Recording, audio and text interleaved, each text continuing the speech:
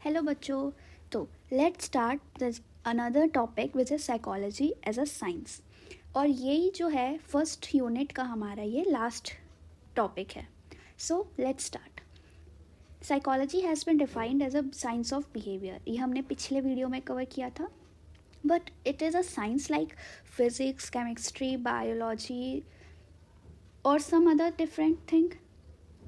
क्या जो साइकोलॉजी है वो हम साइंस है, ये हमें पता है, पर क्या वो ये फिज़िक्स केमिस्ट्री वगैरह जैसी साइंस है? तो इसमें हम डेफिनेशंस ऑफ साइंस पढ़ेंगे और इसकी natures and characteristics, so that हम ये समझ पाए कि साइकोलॉजी किस तरीके की साइंस है। ना ही वो फिज़िक्स की तरीके की साइंस है, ना ही वो केमिस्ट्री, ना ही वो बायो। ठीक है, सो लेट्स स्टार्ट। सबसे पहले डेफिनेशन क्या है साइंस की? That it is a systematized body of knowledge gathered through carefully observing and measuring events. ये किसने बोला था? मॉर्गन एटल ने। तो उन्होंने क्या बताया कि जो साइकोलॉजी है it is a systematized body. Systematized body एक सिस्टमाइज्ड बॉडी है, सिस्टमेटाइज्ड बॉडी है। कैसी body? Of knowledge gathered through carefully observing and measuring events. हमें पता है साइंस जो है एक्सपेरिमेंट्स आता है इसमें। तो हम किसी भी चीज़ को स्टडी करके जब इंफॉर्मेशन गैथर करते हैं तो उसको हम बोलते हैं साइंस।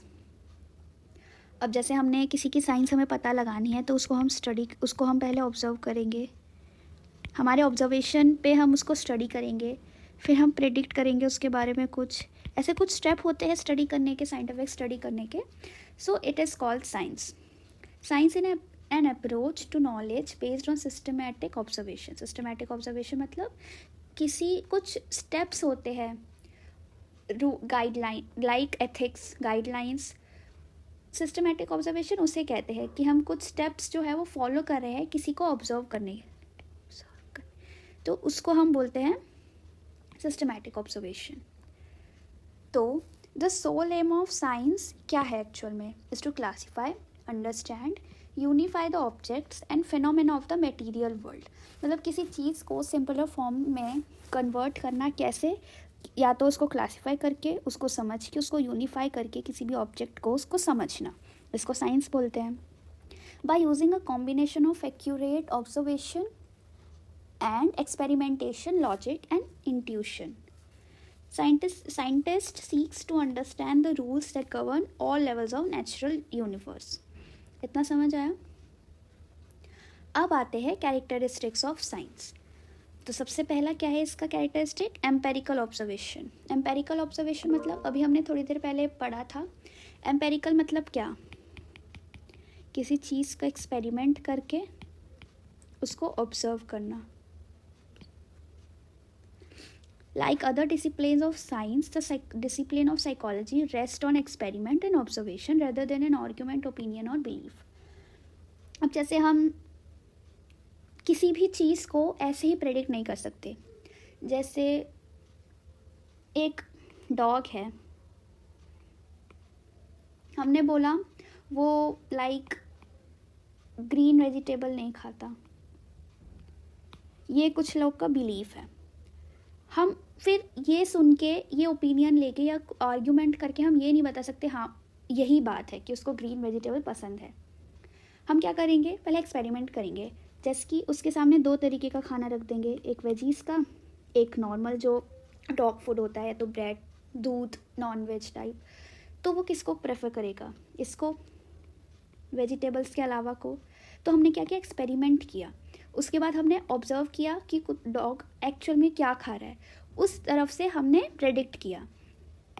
ठीक है, इसी को बोलते हैं empirical observation. Then comes systematic approach and theory. Data from observations and experiments are essential to science in order to make some sense in helping us to understand events. जब हम किसी चीज़ को एक्सपेरिमेंट करके ऑब्जर्वेशन निकालते हैं उसकी, तो हमारे सामने कुछ डेटा आता है। वो डेटा बहुत इंपॉर्टेंट होता है। The scientist tries to find a limited number of principles which will summarize the data economically. अब साइंटिस्ट के पास थोड़े प्रिंसिपल्स होते हैं जिस वजह से वो जो हमारे पास डेटा जो कलेक्ट हुआ है उसको समराइज़ कर पाए और एक्चुअल में अपनी ऑब्जर्वेशन बता पाए कि उन्होंने क्या एनालिसिस किया है और क्या इंटरप्रिटेशन निकाला है। जैसा कि हमने पहले पढ़ा था कि कुछ रूल्स होते हैं और वो क्या कैसे होते हैं। सबसे पहला ऑब्जर्वेशन, कोई भी साइंटिस्ट पहले ऑब्जर्वेशन करेगा किसी भी चीज़ को पे एक्सपेरिमेंट करने के लिए, then he collects data, then he analyse it and then interpretation. ये समझ आया। उसके बाद आता है measurement. Measurement means the assignment of numbers to objects और events according to certain rules. Physics is ranked highest, most scientific among the sciences as it has developed the most precise measurements. मतलब measurement मतलब objects को या events को हम number assign करते हैं थोड़े रूल्स के अकॉर्डिंग। जैसे हमने फिज़िक्स को सबसे हाईएस्ट रैंक क्यों दी? Because it is most scientific. क्यों? क्योंकि फिज़िक्स ने बहुत सारे ऐसे इक्वेशंस, फार्मूलाज ऐसे उन्होंने डेवलप करे हैं जिस वजह से हम बहुत प्रिसाइज मेजरमेंट्स कर पाते हैं। ये आ गया मेजरमेंट में। Then definition of terms. Definitions of terms में कुछ टर्म्स की डेफिनेशन हम पढ़ेंगे। जैसे the procedure in psychology is to define concepts by relating them to observable behaviour, operational behaviour.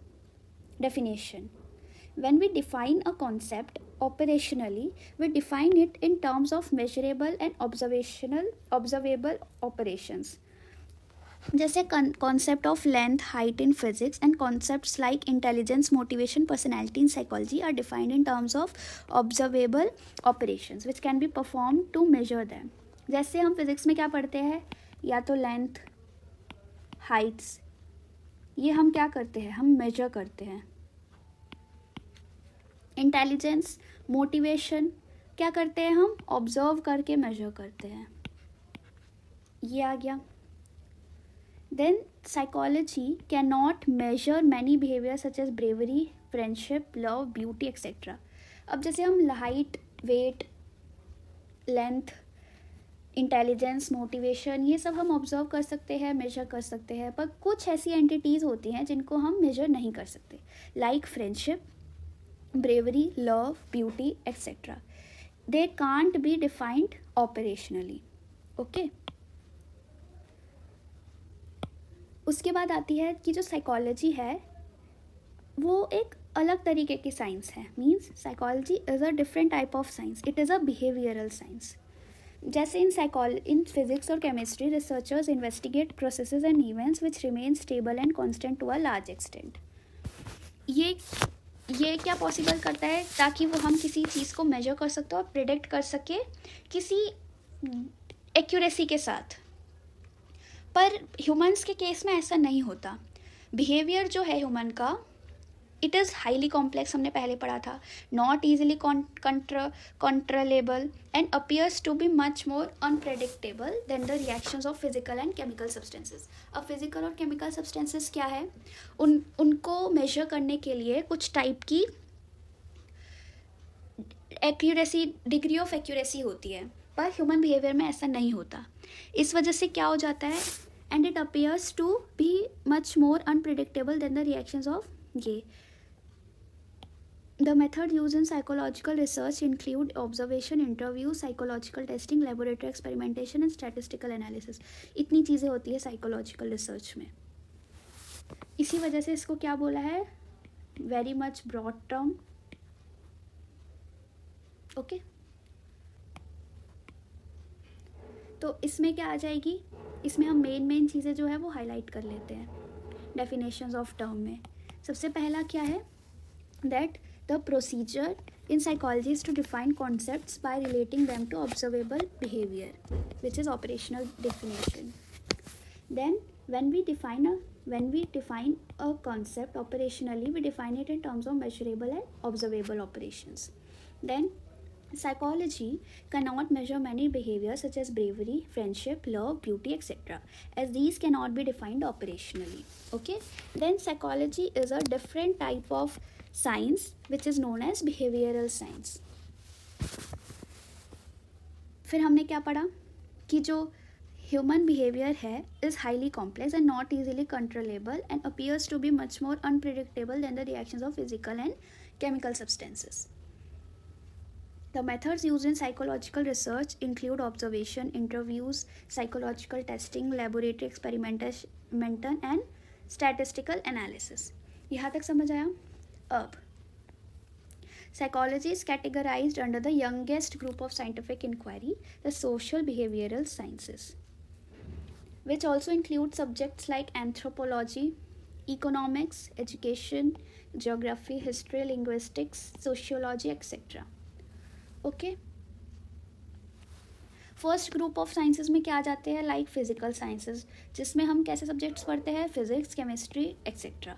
दूसरे ग्रुप साइंस का कौन सा है? बायोलॉजिकल या फिर लाइफ साइंसेज, जिसमें हम बायोलॉजी, बॉटनी, जियोलॉजी पढ़ते हैं. The application of knowledge to practical problem is an art. हम कैसे अपने नॉलेज को यूज़ कर रहे हैं किसी प्रॉब्लम को सॉल्व करने के लिए, वो एक आर्ट है. इट इज़ अ स्किल और knack for doing things which is acquired by study, practice and special experience, जो हर किसी के पास नहीं होता. वो प्रैक्टिस से आती है, स्टडी से आती है और स्पेशल एक्सपीरियंस की वजह से आती है. Since principles and laws of psychology are applied to solve human problems in a number of situations, as well as treating behavior disorders and emotional problems, it is also an art. तो यहाँ से हमने अपना जो first unit था वो हमने complete कर लिया है. आप लोग अब जैसे दूसरों के में पढ़ने से नहीं आती, खुद आप लोग को भी रीडिंग मारनी पड़ेगी, उसके बाद समझ आएगी. तो हम अगली वीडियो में मिलेंगे विथ हम अपनी यूनिट 2 के साथ मिलेंगे, which is the nature and scope of psychology. तब तक पढ़ते रहिए. Bye bye.